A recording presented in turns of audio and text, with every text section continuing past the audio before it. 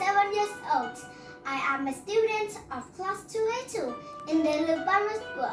Today, I would like to share you a book that I love very much.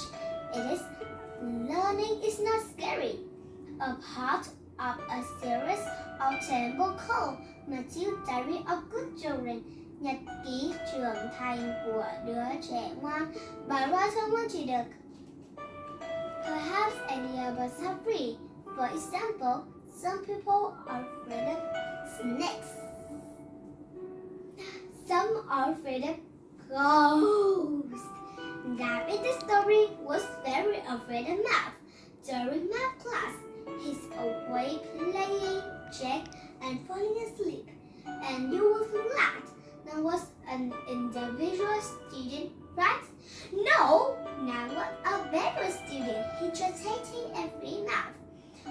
All the teacher couldn't teach him. Some even said, I can't take your child. Your child don't want to learn math. Luckily, no one listened to Nhung, the best student at math in the class. Thanks to Nhung's help, Nan has changed his attitude to learn math.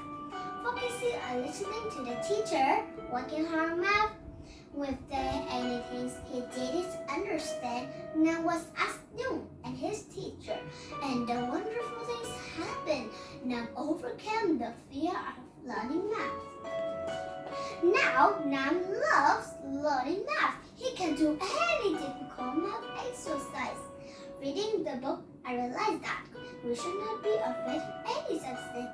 In case we have that feeling, we should find the ways to overcome this fear.